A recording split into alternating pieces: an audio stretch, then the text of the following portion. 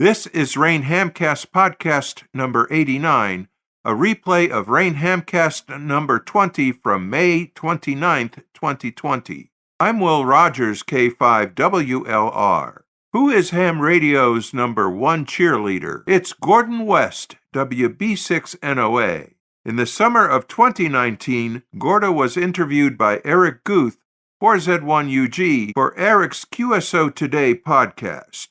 By popular demand, here's our first of two excerpts from Gordon West, his story. The first to speak is Eric Guth, 4Z1UG. My QSOToday is author, lecturer, mentor, podcast co-host, just to name a few of his many hats, Gordon West, WB6NOA. He told me at the beginning that this may be the first time that he has told his ham radio story from the very beginning until the present. Gordon West, WB6NOA, is our hobby's number one ambassador and promoter of amateur radio through his courses, books, and lectures at conventions and hamfests. He and his wife Susie, N6GLF, are responsible for thousands of individuals getting their ham radio licenses.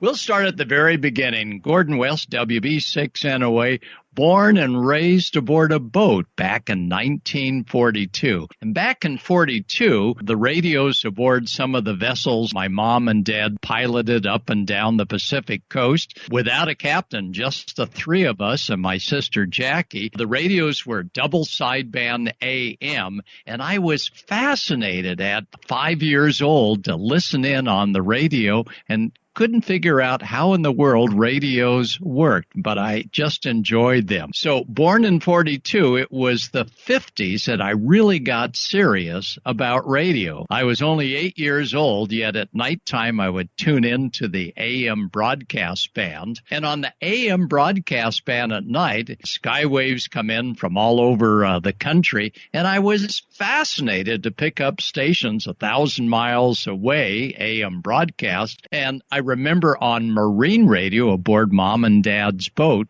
when I was 5 to 8 years old that I could pick up at nighttime not only the local marine operator on 2 megahertz, but also the marine radio operators out of Texas as well as one time out of Florida. And I just couldn't figure out how did this happen.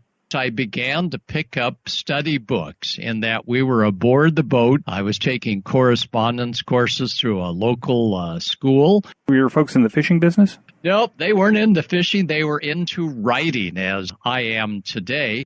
And they would write articles for national magazines like Motorboating and Sailing, Yachting Magazine, Rudder Magazine. And as they would write their articles, we would take these trips up and down the coast. And while they were getting all of their news via the shore folks that they would meet in these strange ports down in Mexico, I would be playing AM receive radio, just fascinated with radio at 5 to 8 years old.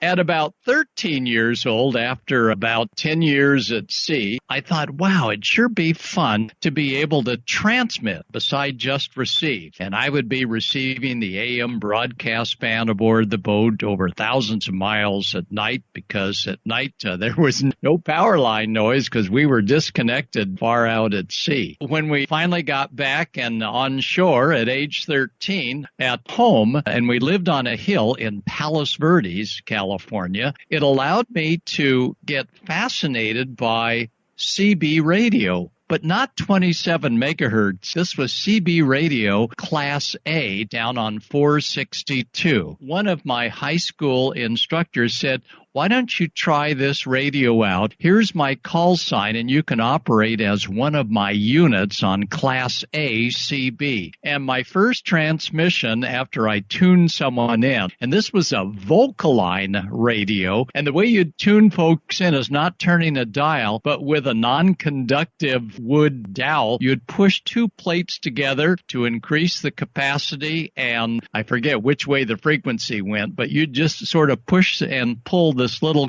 plate of a capacitor, and I heard a station. I went back to them, and they were located in Palm Springs. 50 miles away. I was just delighted. That was my first radio transmission on Class A CB. In 1956-57, at the height of the solar cycle, the FCC made not a great decision, but to open up 23 channels on 27 megahertz. I was not yet old enough to hold a license, so my dad got me a CB radio license, and I would operate under the license as a unit. So at 14 and 15 years old, I was addicted to talking DX on CB radio 27 megahertz with 23 channels. It wasn't illegal back then, but you did have to use their call sign. Well, I did get a visit from the FCC. They actually drove up to the house to make sure that I wasn't running high power because my signal was so strong to a monitoring station about 40 miles away. And nope, I got a clean bill of health. But they admonished me that I would be given a citation because my communications on 27 megahertz CB radio, and I'm only like 15 years old, was superfluous. CB was not to be used in that manner. So it sort of limited my DXing, working stations on 27 megs at the height of the solar cycle. So I thought, gee, I better explore a little bit about ham radio. So at 15 years old, before I could even drive, Mom drove me down to a ham who had advertised an S38E Helicopters receiver. Wow, now I could tune in to the professionals, the hams, rather than the CB radio operators. Back then, in 57, the CB was very well disciplined. There were no vulgarities going out there, and that the truckers had yet not discovered CB radio. So we were almost like hams, but we weren't, and I always wanted to become a ham. So at age 15, I started tuning around the Helicopters S38E, and this was a wonderful radio because aboard our vessel, Monsoon, we still had the boats. We would many times go out at sea, and this worked on 110 volts DC as well as 110 volts AC. That's the Helicopters S38E. What I didn't realize when I ran it on DC was that the chassis was hot, about 110 volts hot. And after a big storm, everything was very wet, and I was in my bare feet, and I went over to adjust the radio and knocked me on my butt. So I was beginning to learn that while tuning in the ham transmissions, and this was a period when they were going from AM over to single sideband, so I had to use the beat frequency oscillator to hear the sideband. You had to be a little careful around voltage. In 58 and 1959, when I was 16 and 17, during the summer months, I began sweeping shop of a marine electronics company called Binrad. You're listening to the first of two excerpts from a 2019 QSOToday interview with Gordon West, WB6NOA, conducted by Eric Guth, 4Z1UG. We'll continue this RAIN Hamcast podcast number 20 encore presentation after this break for station ID. This is RAIN Hamcast podcast number 89 for May 20th, 2023. I'm Will Rogers, K5WLR. We'll be right back. You're tuned to the RAIN Hamcast from Chicago, available both on therainreport.com and the RAIN Report page on YouTube.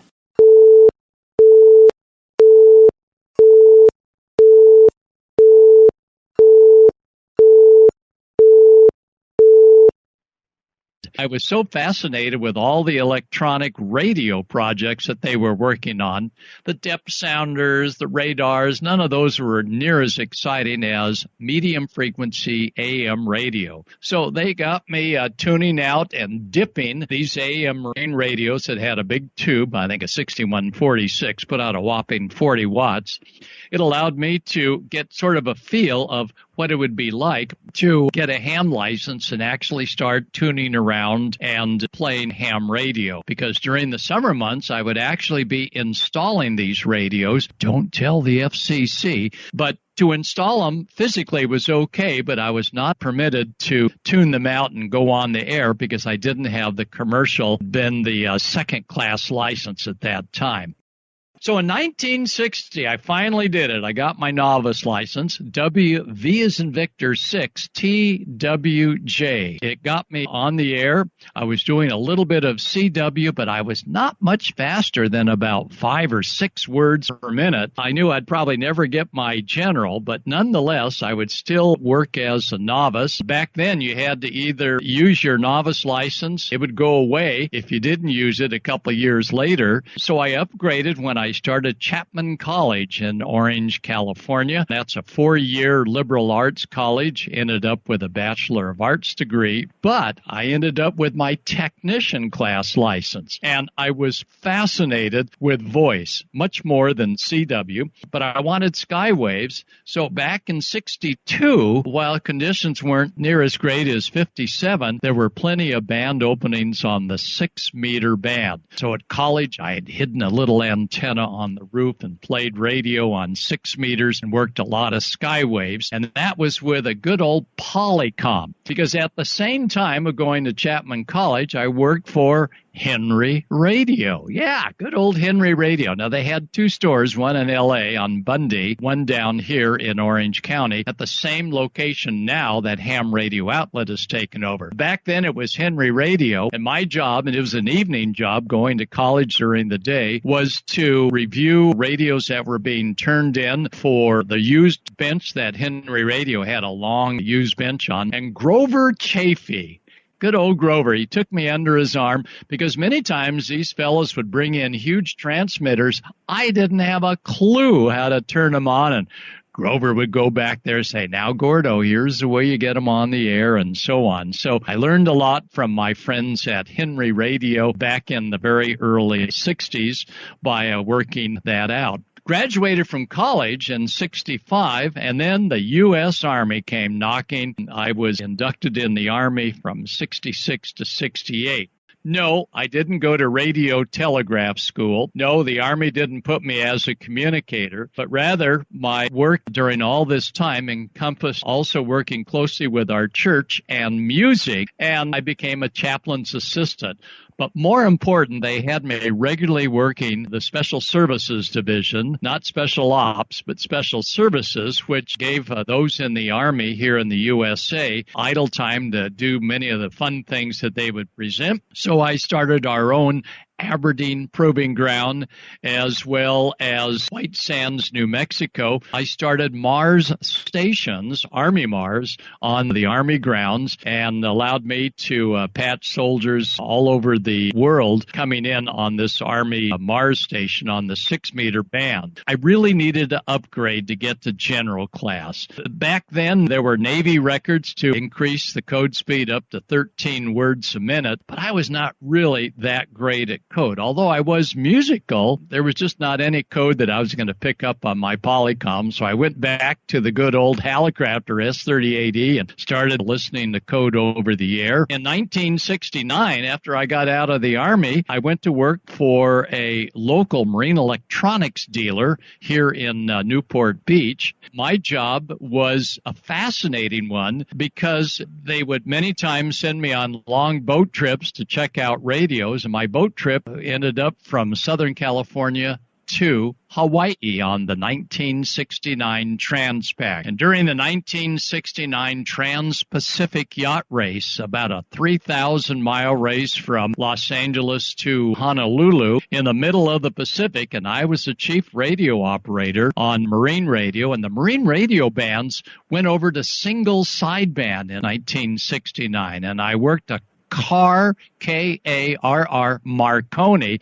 I worked this radio aboard the Transpac main communications vessel. Carr Marconi allowed me to stay in touch with not only the entrance of the radios and the Transpac yacht race, but it also allowed me to contact shore stations, the company I was working for. During that time, we had a Mayday call come over. One of the Transpac operators was hit in the head with a spinnaker pole and needed immediate assistance. wow, that was like my first big job to handle this.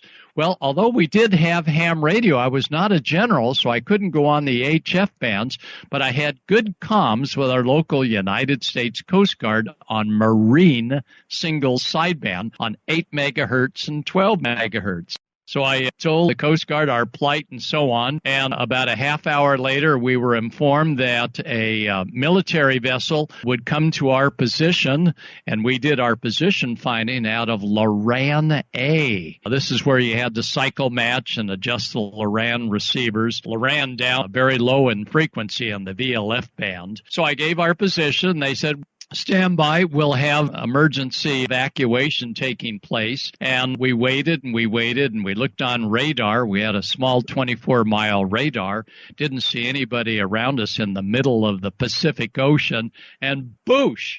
Up comes a submarine. Yep, we communicated with the submarine on 2 megahertz local, and we did the transfer of Glenn Bricker, who was hit in the head with a spinnaker pole. Away they went via submarine. He did survive, so absolutely amazing what radios would do. So early 70s, I was just fascinated with emergency communications. Met my wife Susie in 6GLF and continued my work up to about 74 when I was just over 30 years old, working with Bartell Marine Electronics. I was doing installations, helping with checking radios out on the bench. And my big deal was, thanks to ham radio and technician class, I was like the authority on Marine VHF. That's right. In the 70s, they were switching everybody from 2 megahertz marine band, double sideband, first to single sideband. Then they said, 2 megs for ship to ship over short distances could be accomplished like the rest of the world on marine VHF at 156 megahertz. I was a pro because I'd been playing ham radio at 146, so I knew everything about propagation. Well, not everything. I knew that there was a propagation in July that occurred between Los Angeles and Honolulu at 156 as well as 146. I was the antenna expert on marine VHF antennas, so that was my deal to get me started as I worked for the Marine Electronics Company. This concludes the first excerpt from our encore presentation from the always entertaining Gordon West, WB6NOA. Gordo was interviewed by QSOToday producer Eric Guth, 4Z1UG, originally heard as RAIN Hamcast podcast number 20 in the summer of 2019. RAIN Hamcast number 90 is scheduled for posting June 3rd, 2023. RAIN founder Hap Holly, KC9RP, edits and produces this bi-weekly ham radio hamcast without monetization. Copyright 1985-2023, the Radio Amateur Information Network. All rights reserved. You are encouraged to download, share, post, and transmit the RAIN Hamcast in its entirety via amateur radio. Thanks to Tom Shimizu, N9JDI, for posting a not-for-broadcast version of these podcasts via the RAIN Report channel on YouTube. And thanks to Internet Archive for archiving RAIN programming at archive.org. Very 73 from RAIN. I'm Will Rogers, K5WLR. Keep on hamming.